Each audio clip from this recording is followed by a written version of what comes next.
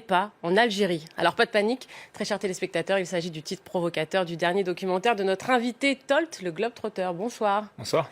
Vous êtes donc réalisateur, vous réalisez plusieurs documentaires et vous avez lancé un projet, votre chaîne YouTube, Tolt, le Globetrotter, avec ce credo de découvrir des pays. Et vous avez récemment sorti un documentaire sur l'Algérie que vous avez appelé « N'allez pas en Algérie, mettre un peu fin aux préjugés ». Vous aviez un premier épisode sur l'Iran.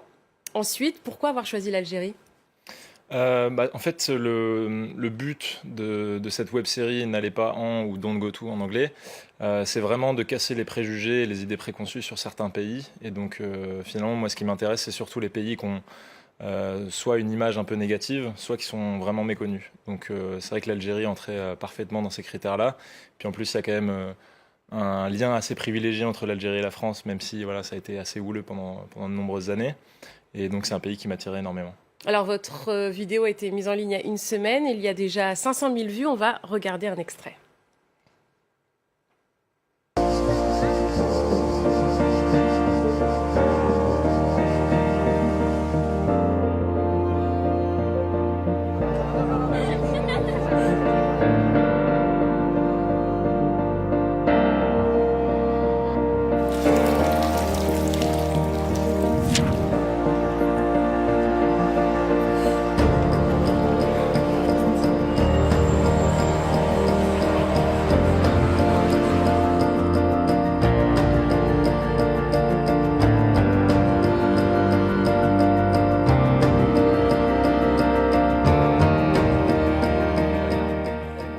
Alors Tolt, ces préjugés, l'architecture algérienne est moche, les Algériens ne sont pas instruits, c'est des choses que vous aviez entendues et qui vous ont donné aussi envie de mettre fin à ces préjugés ?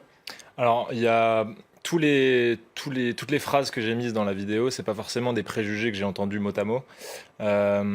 C'est surtout, en fait, c'est vraiment le principe, c'est que je mets des phrases qui sont l'opposé des images qu'on voit. Donc parfois, c'est pas forcément des choses qu'on entend, mais ça veut pas dire non plus que c'est pas sous-estimé. Par exemple, sur l'histoire, je pense que personne n'aurait l'idée de dire que l'Algérie n'a pas d'histoire, mais ça veut pas dire qu'il la sous-estime pas pour autant. Et du coup, comment est-ce que vous avez préparé votre voyage ? Vous y étiez en mars, c'est ça ? Exactement.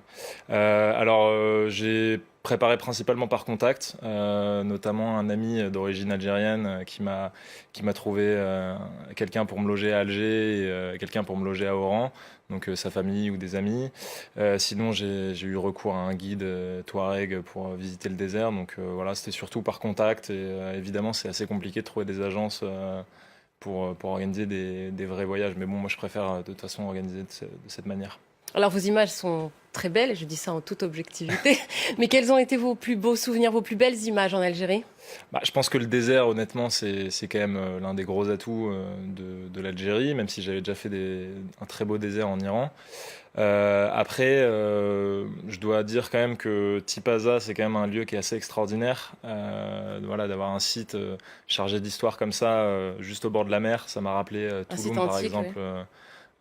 Au Mexique, mais c'est vrai que y a ce problème de pollution qui peut voilà. Vous parlez justement dans votre blog, vous parlez évidemment de la beauté de l'Algérie, mais tout ce qui gâche un peu, beaucoup de déchets, beaucoup de saleté, les fameux sacs plastiques noirs qui jonchent le sol, d'autres choses que vous regrettez et qui gâchent un peu le paysage ?